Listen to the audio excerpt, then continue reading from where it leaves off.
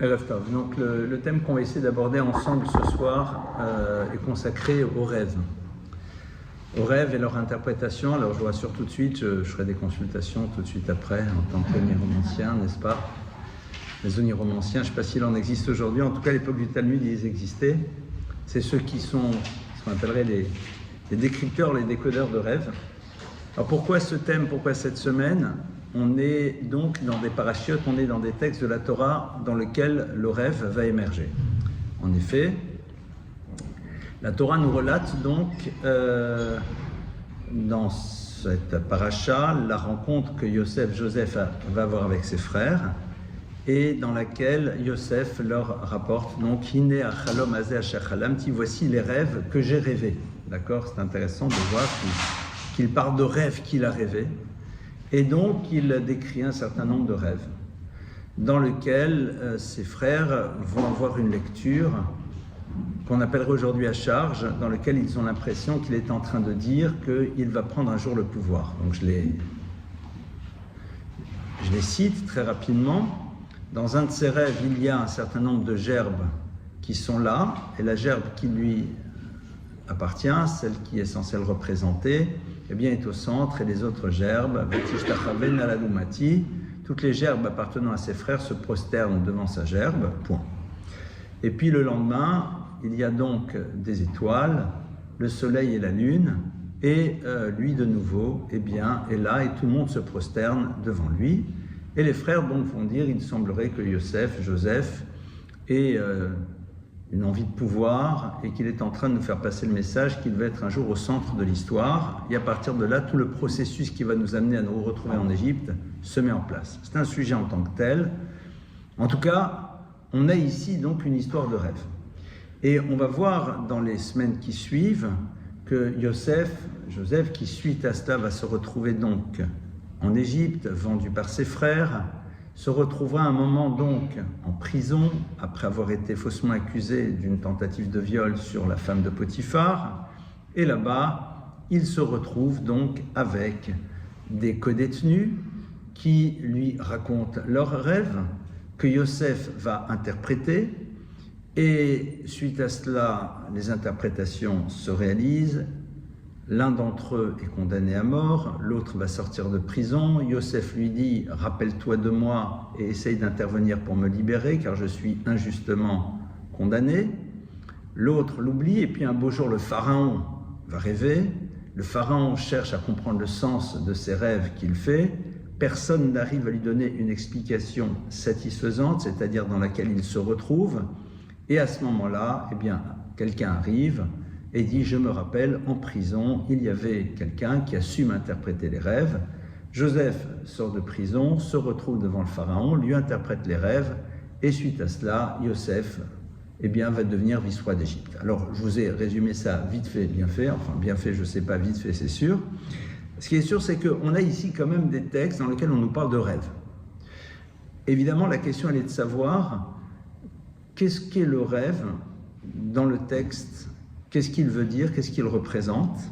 Évidemment, nos maîtres, dans le Talmud, dans le traité de Brachot, vont en effet aborder l'univers des rêves et vont essayer de comprendre qu'est-ce qui se joue derrière cela. Alors, il est intéressant d'abord, et je vous lis le texte, de voir quel est le texte qui précède cet enseignement sur les rêves. Parce que c'est que dans le Talmud, vous avez donc des successions d'enseignements, et puis parfois, vous avez des enseignements qui se suivent les uns derrière les autres, et vous dites, mais quel rapport? Alors, tout est passionnant, mais quel rapport? En tout cas, avant l'histoire des rêves, vous avez donc l'enseignement suivant. Amar Rav Yehuda Marav, Rav Yehuda a dit au nom de Rav, Yodea haya Betzalel l'tzaref otiot shenivru bem shamayim va'aretz. Betzalel connaissait et savait associer les lettres à travers lesquels ont été créés les cieux et la terre. Alors, qui est Betzalel? Betzalel, c'est cette personne qui va être missionnée pour construire le Mishkan, le sanctuaire dans le désert. Betzalel va être donc, il est très jeune, il est celui qui va être missionné pour construire le sanctuaire dans le désert. Et on nous dit, Betzalel connaissait, savait être Metzaref, c'est-à-dire associer les lettres avec lesquels l'univers a été créé. Très bien. Le verset nous amène, le texte du Talmud nous amène des versets qui prouvent cela. Et suite à cela, autre enseignement, Amar Rabbi Yochanan Akadosh Baruch Hu noten chochma al mi sheyesh bo chochma. Betzalel était considéré comme quelqu'un qui était ce qu'on appelle un chacham, un sage. Et on nous dit, Dieu ne donne la sagesse qu'à celui qui possède déjà la sagesse. Et la Gemara nous dit, nous cite un verset de Daniel qui nous dit que Dieu donne la sagesse aux sages. Très bien.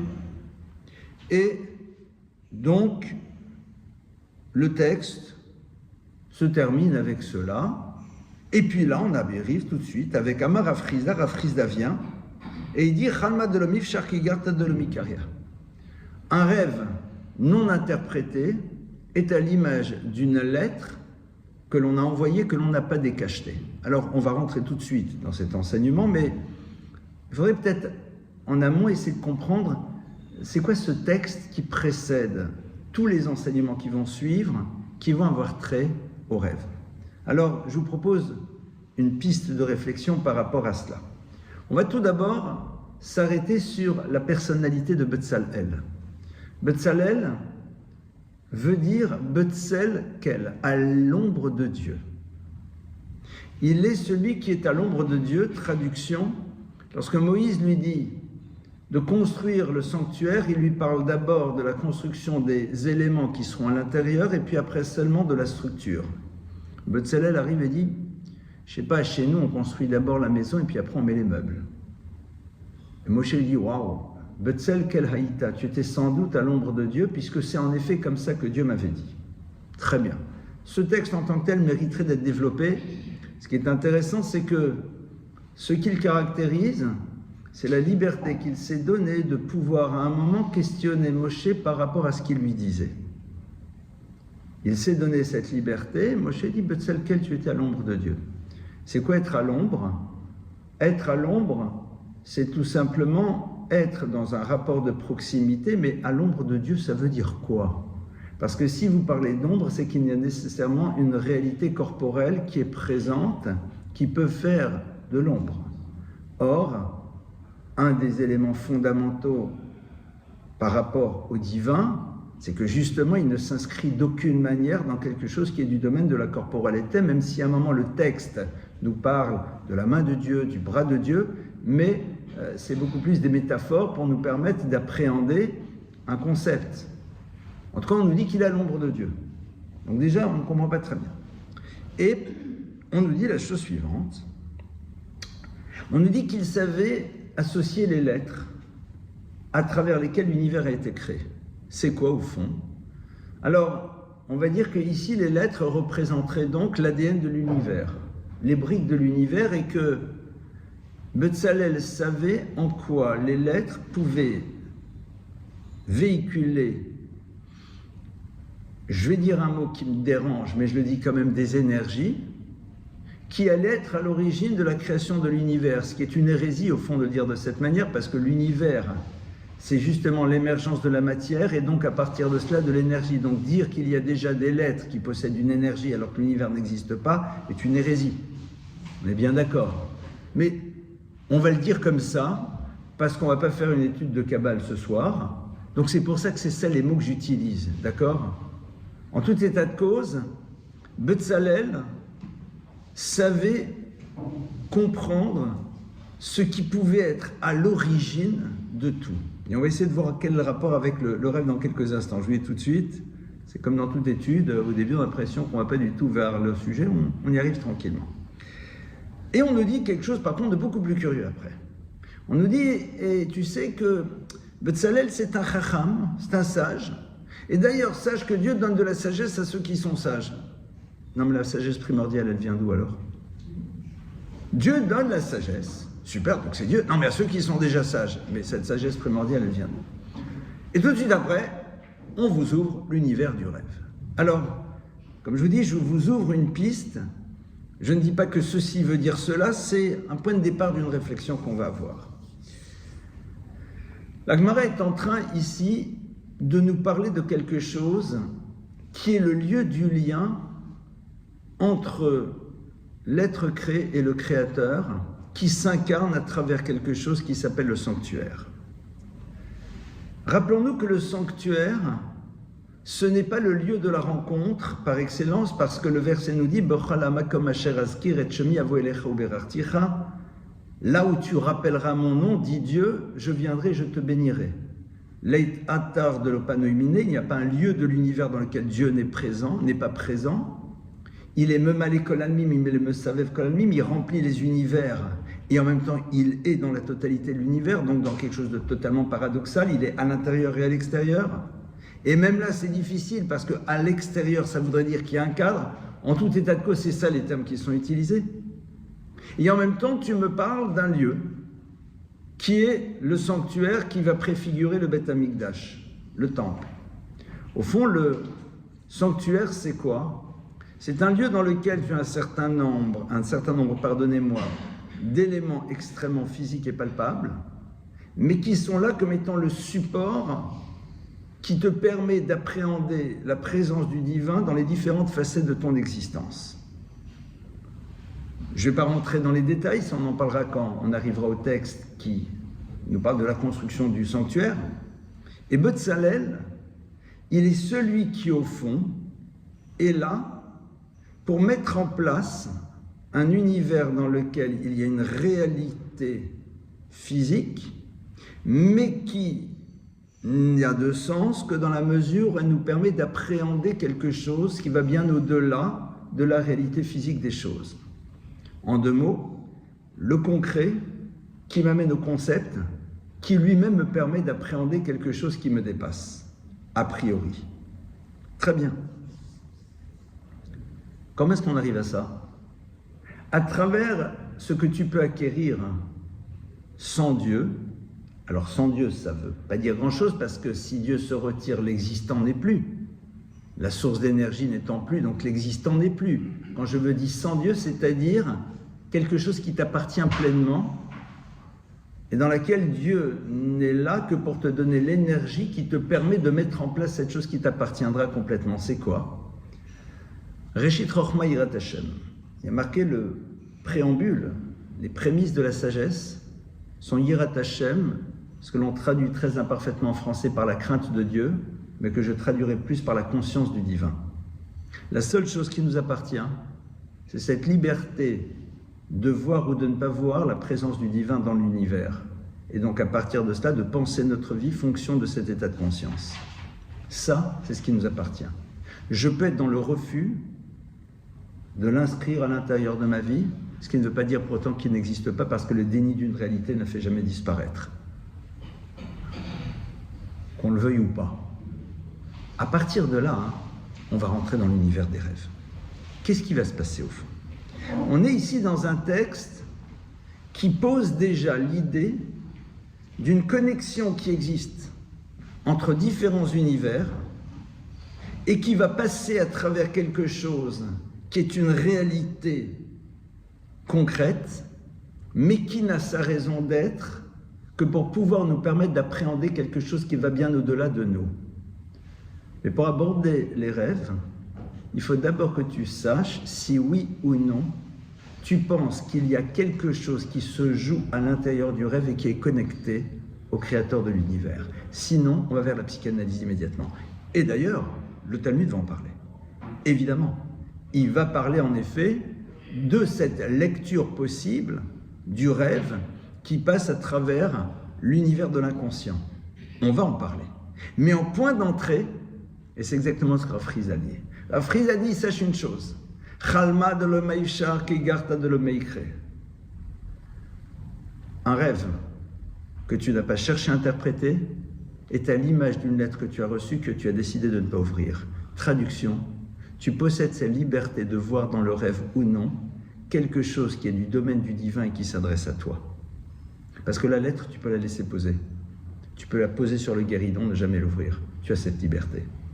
Le monde du rêve, c'est celui dans lequel on nous pose la question suivante.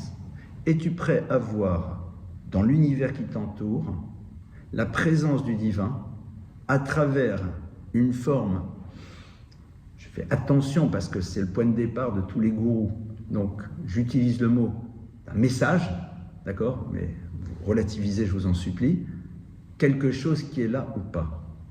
Et ça, c'est en effet Betzalel, qui possède cette première chorma, cette première sagesse, qui est d'inscrire cette conscience du divin à l'intérieur du monde, et qui donc va savoir créer un lieu qui en effet est du domaine du palpable et du domaine du physique, mais dont le sens réel est avant tout ce que c'est censé véhiculer par rapport à l'individu.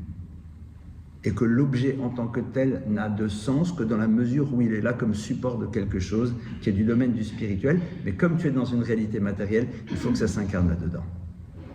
À partir du moment où c'est clair, là on peut rentrer dans le rêve. Et c'est vrai que toute la difficulté que nous avons dans la relation au rêve, c'est de savoir dans quelle mesure on voit à l'intérieur de celui-ci une dimension interpellante. Et on va lire le texte. Alors, dit l'Agmara, Amar Rav Chizda. Rav Chizda dit, Chalma bisha livme chalma tava, un rêve stressant a plus de valeur qu'un bon rêve. Et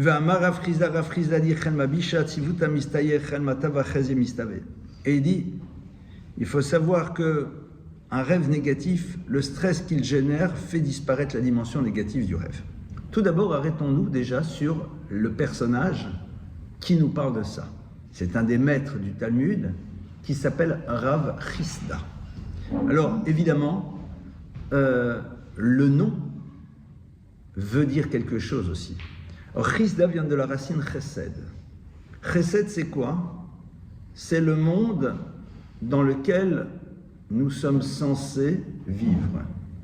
Un monde d'altérité, un monde dans lequel je m'interroge sur la responsabilité que j'ai par rapport à l'univers dans lequel je me trouve. Olam Chesed Ibané. L'univers se crée sur ce principe-là. De la même manière que Dieu a créé le monde sur ce concept, l'univers que je crée moi en tant qu'individu, que chacune et chacun d'entre nous crée, c'est-à-dire le premier microcosme qui va être peut-être en premier lieu sa famille, ses proches, n'a de sens que dans la mesure où les éléments qui le constituent sont là, dans cette interrogation sur ce qu'ils peuvent apporter à celles et à ceux qui sont autour d'eux. Rav Chizda, qui va nous amener à réfléchir sur le rêve, est celui qui est en train de nous dire, vois dans le rêve l'expression d'un don que Dieu te fait à travers la dimension interpellante qu'il va créer chez toi. On est dans un monde dans lequel on n'aime pas être interpellé. Parce que l'interpellation crée un bouleversement qui crée le mouvement. On aime bien rester dans nos zones de confort. L'interpellation que créent les choses, évidemment, génère quelque chose qui est du domaine du bouleversement. Et donc, dans ce cas-là, être bouleversé, c'est évidemment être dans un mouvement qui va s'opérer d'une quelconque manière. Rav Chizda dit, le rêve, c'est un chesed. Le rêve, c'est un cadeau. Le rêve, c'est quelque chose qu'on te donne. Le rêve, c'est une chance. Le rêve, c'est une proposition de mouvement que l'on te fait avec justement cette possibilité que tu as de trouver à l'intérieur de lui les éléments qui te permettront de développer ce que Rashi appelle la notion de tchouva, de retour à soi. Ça veut dire quoi? C'est quoi la notion de tchouva, de retour à soi? Alors, de manière générale, les gens vont dans la tchouva, je n'étais pas religieux, je suis religieux. Je ne faisais pas Shabbat, je fais Shabbat. Je suis très pour qu'on fasse Shabbat, clairement, sans aucune ambiguïté, qu'on mange caché, qu'on mette des téfilines, évidemment. On ne va pas cracher sur notre histoire, ça serait dommage, d'invalider un passé parce qu'on n'a pas encore décidé de le comprendre. Ce serait un peu dommage. Mais la notion de tchouva, au fond, c'est quoi? La notion de tchouva vient de la racine la chouv. La chouv, ça veut dire revenir. Et en vérité, la première chose à laquelle il faut revenir, c'est à soi. Alors vous allez dire que l'expression est belle, peut-être. galvaudé. Parce qu'au fond, ça veut dire quoi concrètement? Il faut savoir revenir à soi, super. Tachles, concrètement, ça veut dire quoi? Alors, on va prendre un texte du Talmud, dans lequel on nous explique un petit peu plus de quoi il s'agit. Ce texte, je vous l'avais déjà une fois cité dans un cours, vous allez sûrement vous en rappeler. C'est la fameuse histoire de la rencontre que Elisha va faire avec un personnage qui s'appelle Gehazi dans une ville qui s'appelle Damas. Le texte nous dit que Vayavo Elisha Damasek. Elisha part à Damas. Damas, la capitale. La Gemara dit, les maîtres du Talmud disent, qu'est-ce qu'il est parti faire là-bas? Ils disent, il est parti faire tchouva, c'est-à-dire générer le retour d'un homme qui s'appelle Gehazi. Gehazi, c'est un génie. Gehazi, c'est une tête. Et Gehazi a créé une rupture avec ce qu'on appellerait aujourd'hui son identité. Il est parti vers le monde des idoles. Alors évidemment, le monde des idoles, c'est pas comme on se l'imagine aujourd'hui. Vous pensez bien que si quelqu'un comme Gehazi va vers ça, c'est qu'il y a une force d'attraction assez incroyable qu'on ne peut plus connaître. Le Talmud, par ailleurs, nous dit que cette force d'attraction était tellement puissante qu'à un moment, on va la faire disparaître. Parce qu'elle est d'une puissance incroyable. Et je ne vais pas vous développer toute la Gemara là-bas, qui est très intéressante sur le dialogue qui s'engage entre eux, mais le point de départ du dialogue, il est le suivant. Elisha rencontre Gehazi, il dit « Chazor becha, reviens à l'intérieur de toi-même. » C'est-à-dire, interroge-toi sur ce qui est à l'origine de tes mouvements. La notion de tchouva, c'est la liberté que l'on se donne de s'interroger sur ce qui est à l'origine des mouvements qui sont les nôtres, pour avoir un regard un peu plus lucide sur nous-mêmes. Le rêve va être donc une invitation à s'interroger sur le pourquoi d'une interpellation dans un quotidien qui semblerait se conjuguer au plus que parfait. Car moi je veux bien être interpellé si en effet j'ai braqué 3 banques et autres joyeusetés du même genre. Mais je vais me mettre dans le rôle de l'homme parfait. Enfin, qui pense l'être. Je suis un bon juif, respectueux, gentil, à l'écoute, shomer Shabbat. Je rêve. Super. Interpellé pourquoi? C'est quoi cette notion de tchouva? Par rapport à quoi? Bon, on a tous des points de perfection, des points dans lesquels on peut se parfaire. En vérité, on nous demande à travers l'histoire du rêve de nous dire il y a sûrement des choses chez moi sur lesquelles il y a encore des zones de progression. Ce n'est pas la repentance par rapport à des dysfonctionnements, ça peut l'être. Mais c'est avant tout se rappeler que la vie, c'est un mouvement perpétuel. Je peux décider de ne pas ouvrir la lettre dans la mesure où tout simplement je me considère comme étant quelqu'un de suffisamment bien pour ne plus avoir besoin de progresser spirituellement parce que je me satisfais de ce que je suis. Et tu as cette liberté. C'est-à-dire que cette liberté-là, nous l'avons. Le rêve, c'est un acte de don pour nous rappeler ce qu'est la fonction essentielle de l'humain, c'est-à-dire d'être dans un mouvement perpétuel. D'être, en effet, dans une dynamique de mouvement qui ne s'arrête jamais. Et on nous dit ça qu'en effet, les tzadikim, les êtres justes, même dans le monde à venir, restent dans ce mouvement. On est en effet dans l'idée du mouvement permanent, la notion de halicha. À partir de là, on va maintenant aller un peu plus loin dans l'univers des rêves. La Gemara nous dit que le rêve anxiogène, à partir de l'anxiété qu'il a créée chez toi, eh bien, ne pense pas qu'il peut se réaliser d'une quelconque manière. Pourquoi ? Parce que le but, c'était de créer chez toi une dimension, interpellante. Et donc, la question est de savoir, est-ce qu'on décide ou non de se laisser interpeller et à partir de cela de rentrer dans l'interprétation du rêve. Alors, à ce moment-là, on rentre donc dans le vif du sujet.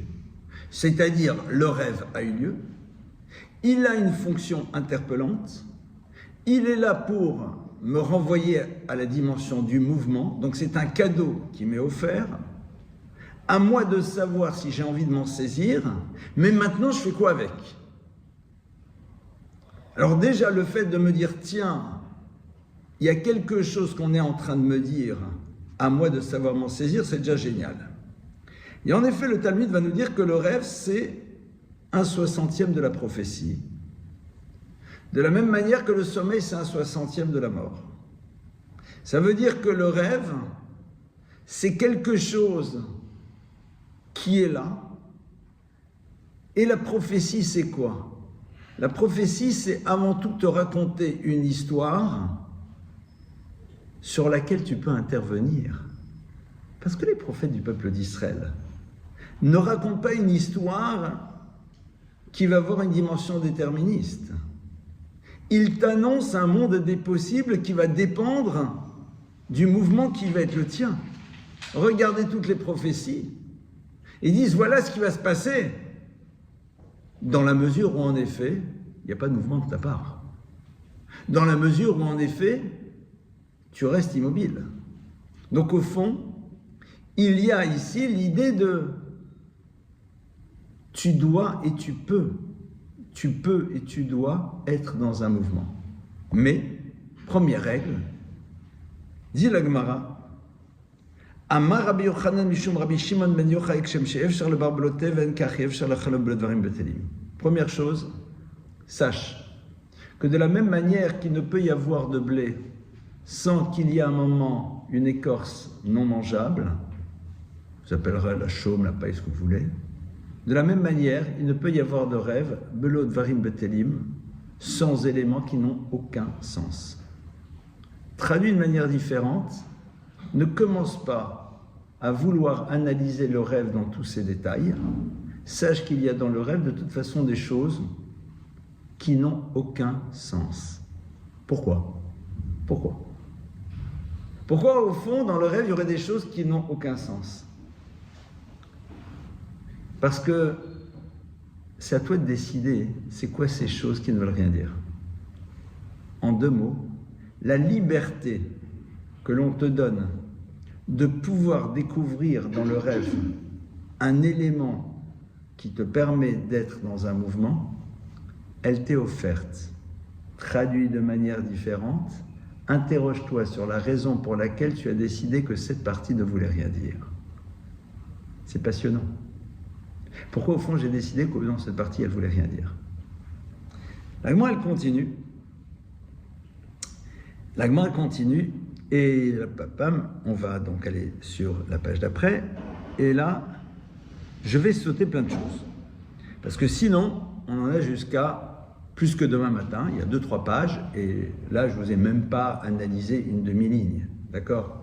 Et on a analysé un peu en surface. Alors la Gemara donc continue et va nous dire la chose suivante.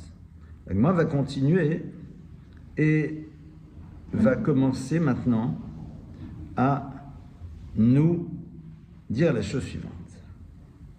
Elle va s'interroger sur la problématique suivante. Qu'est-ce qu'on fait quand on est confronté à un rêve dans lequel justement on ne sait pas comment l'interpréter? Qu'est-ce qu'on fait? Alors tout d'abord, la Gemara va nous citer l'exemple de certaines personnes qui étaient des oniromanciens et qui interprétaient, et la Gemara nous dit « V'akol oler achar hapitaron » et en vérité, les choses vont aller fonction du pitaron, c'est-à-dire de l'interprétation. Et là, on nous ouvre sur quelque chose de complètement nouveau. On dit « Mais sache qu'en dehors de cette fonction interpellante, le rêve peut-être est en train de te raconter une histoire qui peut être dans le domaine du possible. C'est-à-dire qu'il va y avoir maintenant une seconde dimension. Et cette seconde dimension-là, eh bien, elle va émerger à travers ce que tu vas dire de ton rêve. Traduit de manière différente, tu as la liberté de pouvoir agir sur ton futur dès lors que tu veux le voir de manière positive. Tu as la liberté d'agir sur ton futur.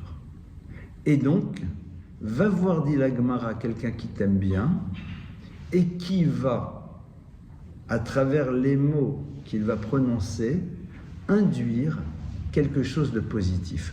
On nous rappelle ici l'importance qu'il y a de la parole et de ce qui se joue dans notre tête pour pouvoir faire advenir une histoire positive.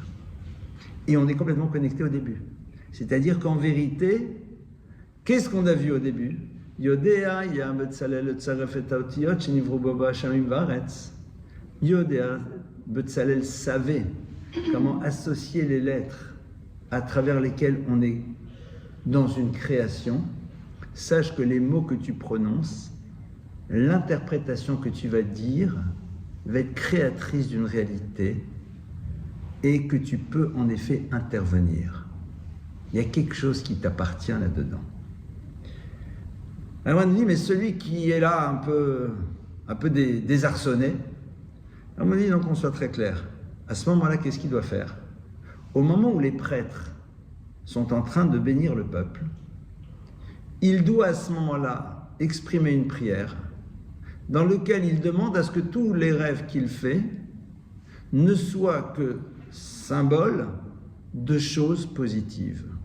C'est-à-dire, même si à un moment, il y a quelque chose que tu n'arrives pas à décrypter, mais te dire au fond, la dimension interpellante qui doit être présente pour pouvoir m'amener à m'interroger sur moi et les mouvements que je dois opérer dans mon existence, même si ce n'est pas pour réparer, mais pour construire quelque chose de mieux, je la prends.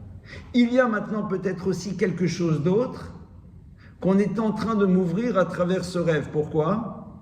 Parce qu'il y a une réalité qui est suspendue entre ciel et terre, qui est un monde des possibles et qui peut s'incarner dans le réel. Ce que je veux, c'est que ça soit quelque chose de positif. Sache que tu dois le dire. Maintenant, on dit la Gemara par la suite. Moi, elle va continuer, elle va te dire, par contre, sache une chose, c'est que si tu rêves d'un éléphant qui passe à travers le chat d'une aiguille, pose-toi la question de ce que tu as bu la veille au soir. C'est-à-dire, celui qui malheureusement s'est retrouvé en coma éthylique, eh bien, clairement, ses rêves n'ont aucun sens. Strictement aucun. D'où la raison pour laquelle nos maîtres nous disent, quelqu'un qui aurait abusé de la dive bouteille, ou qui aurait mangé, et mangé, et mangé, il y a en effet à ce moment-là des phénomènes qui peuvent l'amener à avoir toutes sortes de rêves. Ça, comme dirait l'autre, détends-toi, pose-les sur le côté, ça ne veut rien dire. Maintenant, la Gemara continue. La Gemara continue et nous cite plus tard en bas, elle nous dit, mais sache la chose suivante, c'est que le rêve peut être l'expression Ma chez Adam, Rayonecha Amishka, pardon, c'est un verset dans Daniel, Ant Malka, Rayonecha Mishka Frasaliku. Dit le texte, toi le roi, Rayonecha, les pensées profondes qui t'agitent, Al Mishka Frasaliku, sur la couche, c'est-à-dire là où tu dors, Saliku, vont émerger. Et Rashi sur place, dans son interprétation, va nous dire Ma chez Adam mehareher bayom, marim lo balayla. Ce que l'individu est en train de ruminer dans la journée, on va le lui montrer la nuit. Mais si j'y rumine, c'est que je sais ce que c'est. Donc il faut croire qu'il s'agit de quelque chose qu'en vérité m'agite, mais que je n'arrive pas à identifier, mais qui vont émerger au moment où je dors. Et ici, en effet, on nous ouvre à une autre lecture du rêve, qui va être aussi un élément qui me renseigne sur ce qui se joue dans mon inconscient. Ce qui ne veut pas dire pour autant que la dimension d'interprétation positive par rapport à un futur ne doit pas être présente, et qu'en même temps la dimension interpellante qui peut être créatrice de mouvement n'est pas là. Mais on me dit, sache qu'il peut y avoir encore autre chose à découvrir. C'est-à-dire que l'action que tu vas faire pour que le rêve puisse créer quelque chose de positif, tu dois la mettre en place. L'idée que ce rêve est interpellant et donc t'amène à te poser la question du mouvement que tu dois opérer dans ton existence est présente. Mais il y a encore autre chose que tu dois savoir, c'est qu'il peut y avoir aussi autre chose à l'intérieur de ça. Et cette autre chose, c'est quoi? C'est la notion du hirur. Hirur, c'est pas une pensée construite, c'est quelque chose qui nous habite, qui nous agite, mais qu'on n'arrive pas nécessairement à identifier. Et évidemment, à ce moment-là, le texte va nous ouvrir, sur 2-3 pages, à nous raconter toutes sortes de rêves et nous dire à quoi ces rêves pourraient-ils faire allusion. Évidemment, je vais vous prendre les rêves qui, a priori, feraient... en tout cas, seraient un peu interprétés, un peu bouleversants. L'Agma nous dit que la chose suivante. Donc,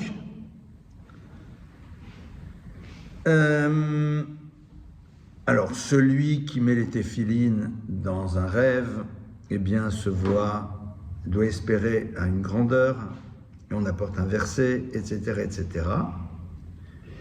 Celui qui se voit prier, et puis après, Haba alimo bachalom, celui qui, dans son rêve, se voit avoir une relation avec sa mère, il s'appelle le Bina. Il doit espérer accéder à la compréhension fine des choses. Celui qui se voit dans un rêve avoir une relation avec une jeune fille qui est fiancée, lui doit espérer accéder à la Torah. Celui qui se voit dans un rêve avoir une relation avec sa propre sœur doit espérer accéder à la sagesse.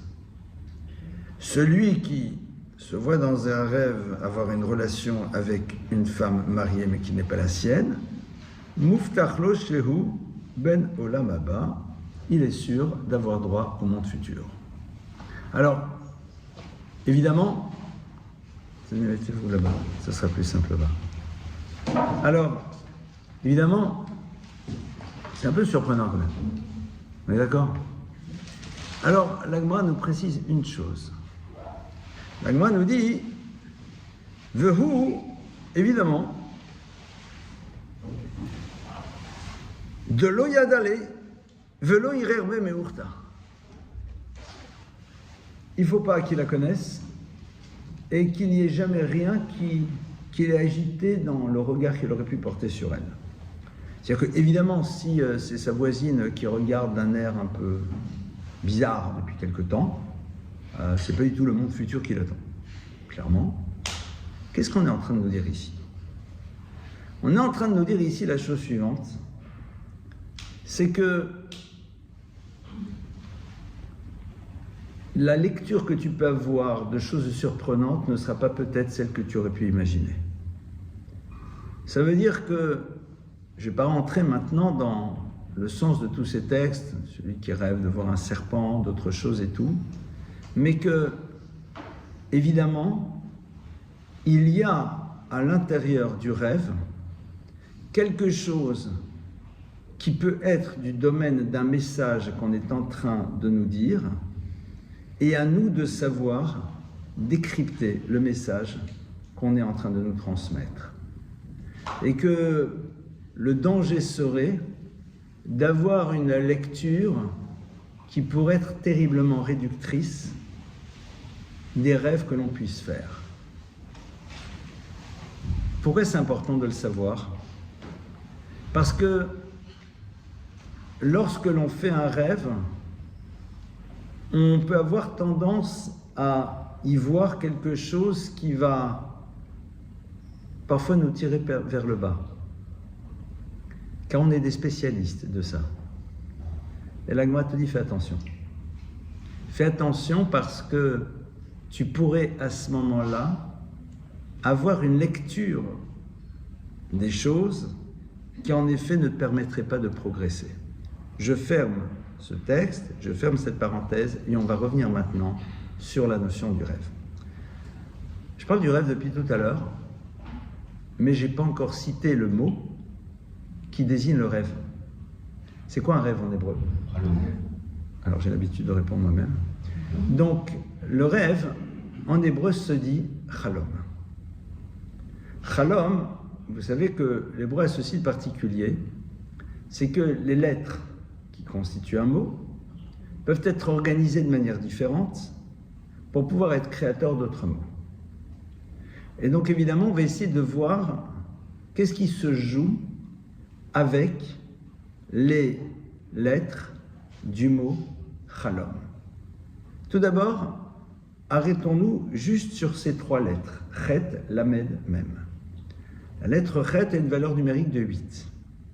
Le 8 correspond à ce qui est dans l'au-delà de la nature.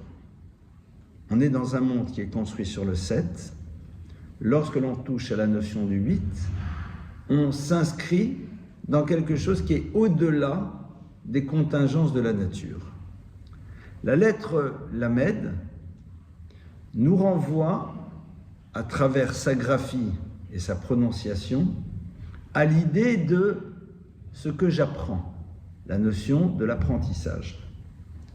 La notion du même, qui est valeur numérique 40, le 40 symbolise, entre autres, l'univers du mikvé, c'est-à-dire du lieu dans lequel on retrouve sa pureté, qui représente quoi? La notion d'un futur qui nous semblait être du domaine de l'impossible. Je vous explique. Le mikvé vient de la racine kavé, qui veut dire espoir. Le mikvé, c'est 40 mesures d'eau, 40 séines. Et lorsque l'on parle de mikvé, lorsque l'on parle du chiffre 40, pour de multiples raisons que je n'ai pas développées maintenant, on nous annonce la possibilité d'un futur. Le terme chalom est là pour nous dire, première chose, il y a quelque chose qui n'est pas et qui ne s'inscrit pas dans la réalité du monde. Cette dimension-là, c'est quelque chose que tu dois apprendre et c'est ça qui te permet de t'extraire d'une réalité qui te semble être finie à l'image de la mort, puisque tu vas vers la notion du même, c'est-à-dire la notion donc de la pureté, qui est liée au principe de l'infini. Je vous le fais très vite, ça nécessiterait un approfondissement. Je suis désolé, mais c'est pas... Parce que là, j'aimerais vous donner quelques pistes. Maintenant, on va prendre les lettres. Les lettres du mot chalom, chet lamed mem, vous pouvez faire avec d'autres mots. Vous pouvez faire le mot lechem, qui veut dire le pain. Vous pouvez faire le mot melach, qui veut dire le sel. Vous pouvez faire le mot chomel, qui veut dire avoir pitié. Vous pouvez faire encore d'autres mots, d'accord, qui est le mot lochem, qui veut dire faire la guerre.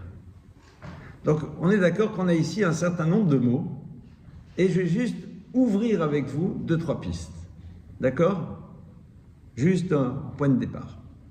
On va tout d'abord prendre le mot chalom, donc le rêve.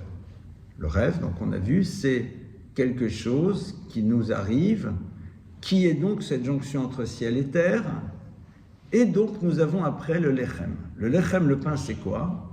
C'est l'élément qui te permet de vivre physiquement sur terre, c'est l'élément qui, dans la Torah, est défini comme étant la base même de l'alimentation. On est d'accord? Après, tu as melach. La notion du melach, la notion du sel. Le sel, c'est quelque chose que l'on doit avoir à table. Pourquoi? Parce qu'il symbolise la conservation. Il est donc celui qui nous ouvre à l'idée, non pas de l'éternité telle qu'on peut la comprendre au sens philosophique du terme, mais de quelque chose qui est là, qui pourrait à un moment disparaître, mais que tu peux prolonger. D'accord? Quand vous mettez quelque chose dans du sel, vous pouvez le conserver beaucoup plus longuement. C'est-à-dire que quand on parle de sel dans la Torah, on nous dit qu'il est là pour te rappeler que l'élément nature donc ici le pain, est quelque chose qui peut t'amener à une dimension qui va bien au-delà de la réalité physique de l'existence. Pourquoi? Dès lors que tu vois à l'intérieur de cette dimension-là, qui est donc le pain, ce qui te nourrit, ce qui permet de nourrir un corps qui lui-même va pouvoir agir dans ce monde et donc donner une dimension d'éternité à travers les actes qu'il va faire, qui sont des actes spirituels. Donc on est ici avec Lechem, Chalom et Melach. Le rêve, nous avons vu, c'est ce point de jonction justement entre une réalité physique d'un être qui est là et qui se connecte à quelque chose qui est du domaine de l'éternité. Maintenant, il y a cette notion de lochem, de guerre, et cette notion donc d'être chomel, d'avoir pitié. C'est quoi la notion de guerre? La guerre, c'est la problématique de l'antagonisme. Or, nous vivons en permanence cet antagonisme à l'intérieur de nous-mêmes, entre les aspirations du ici et maintenant de notre corps et le désir profond qu'a notre âme de donner à notre vie un caractère éternel. Qu'est-ce qui fait qu'à un moment, l'antagonisme s'arrête? C'est quand chacun décide d'être romel, d'avoir pitié, ou d'être mochel, c'est toujours la même chose, de pardonner à l'autre. C'est-à-dire de reconnaître la légitimité de l'autre. Oui, le corps, en effet, veut être dans le ici et maintenant, et l'âme, en effet, veut être dans cette dimension d'éternité, et donc de pardonner l'un l'autre, c'est-à-dire je te pardonne à ton désir de t'amener dans le ici et maintenant, et je te pardonne à ton désir de me dire que non, c'est pas le ici et maintenant, c'est autre chose. Or, comme on a vu, le rêve, c'est le lieu du mouvement. Le lieu du mouvement existe quand les antagonistes ne sont plus présents à l'intérieur de nous. Quand on a recréé une forme d'harmonie entre ce corps qui veut s'arrêter là et cette dimension spirituelle qui veut nous amener ailleurs. Mais sans corps, je ne rêve pas. Voilà, al-Ktsir Mazleg, comme on dit en hébreu, sur le bout de la fourchette, un point de départ de réflexion par rapport aux mots. Comme vous le voyez, c'est... Et là, on est juste sur ce que j'appellerais sur le bout de la fourchette, quoi. On a commencé à ouvrir par rapport à ça. Maintenant, dernier point. Yosef, donc, puisqu'on a commencé avec lui, va faire des rêves. Ce qui est très intéressant, c'est que les rêves qu'il fait, il va les raconter et ses frères vont les interpréter, mais à charge. Ils vont dire, à travers ses rêves, Yosef est en train de vouloir nous dire qu'il va devenir un jour roi d'Israël. C'est la lecture qu'ils ont décidé d'en faire. Maintenant, on va s'arrêter un instant. Pourquoi il a besoin de dire qu'il a fait des rêves? Pourquoi il a besoin de leur dire j'ai fait des rêves? Qu'est-ce qu'ils cherchent en leur disant ça? Et surtout, eux, pourquoi ils réagissent de cette manière? Ici, la Torah nous ouvre un danger majeur. Parce que le rêve, c'est quoi? C'est une histoire que tu racontes dans laquelle tu fais intervenir quelque chose qui n'est pas toi. Le rêve, au fond, peut être compris ici comme étant, non mais je t'explique, il y a une forme de message de Dieu, quoi. Mais en vérité, peut-être que c'est toi qui l'as inventé le message. Peut-être que le rêve n'a jamais eu lieu. Mais quelque part, tu veux utiliser quelque chose pour pouvoir à un moment imposer aux autres. C'est tout le danger des faux prophètes. De ceux qui se disent avoir reçu une révélation et qui donc sur la base de cette révélation vont amener les gens à dire donc ça veut dire que. Et c'est exactement ce qui va se passer ici. C'est-à-dire que les frères réagissent en disant, mais au fond, qu'est-ce que tu veux faire passer comme message? Que c'est toi le patron? Et il dit, ça c'est pas possible. C'est-à-dire que la Torah ici nous montre le danger de l'instrumentalisation que l'on pourrait faire de quelque chose qui serait là pour servir en vérité notre propre histoire. Tous les gourous sont dans un monde dans lequel on leur a révélé des choses. Ici, en l'occurrence, chez Yosef, c'est faux.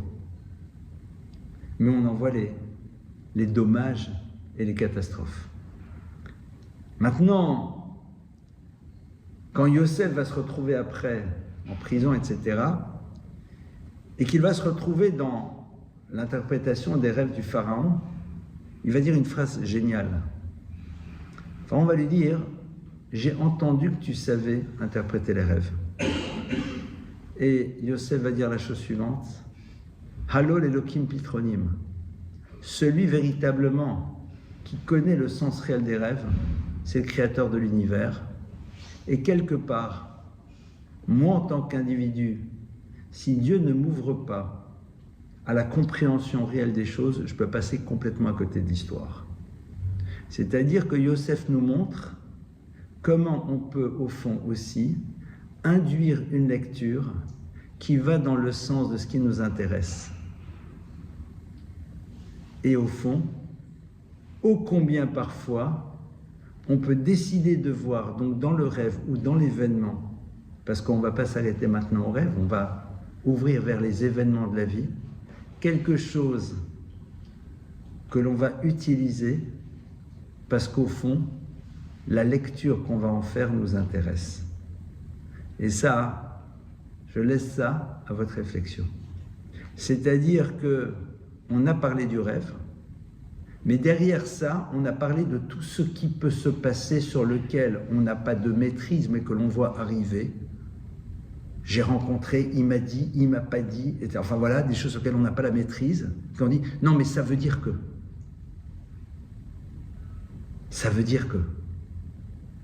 Quand Yosef, qui va nous parler donc maintenant du rêve, tout à la fin de l'histoire des rêves, et le pharaon lui dit, ben, j'ai cru comprendre, il se dit, c'est Dieu.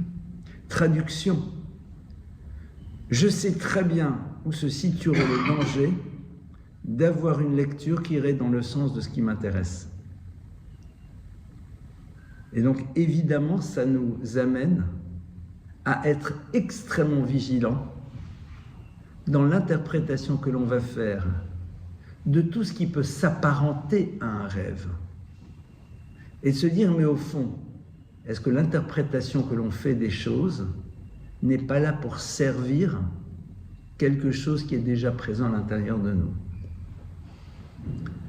Moi, je me rappelle de cette personne qui me disait, non mais quand j'ai voulu offrir un cadeau à celle avec qui je voulais me marier, le cadeau est tombé par terre, peut-être que ça veut dire qu'en vérité, ce mariage ne peut pas marcher. Je lui dis, t'as tellement peur de t'engager, t'as tellement peur de t'engager que tu as décidé de faire cette lecture de quelque chose sur lequel t'as pas été dans la maîtrise. Très intéressant. C'est-à-dire qu'à un moment, dès qu'on ouvre à l'univers de l'interprétation, la Torah nous dit fais attention. Parce que parfois, l'interprétation, elle t'intéresse. Mais tu n'as pas envie, au fond, de t'y confronter, tu n'as pas envie de te remettre face à toi-même là-dedans. Voilà donc quelques pistes de réflexion sur cet univers qu'on a effleuré réellement, mais qui nous donne un petit peu plus une idée sur ce que ça représente. Et maintenant, à vous, les questions.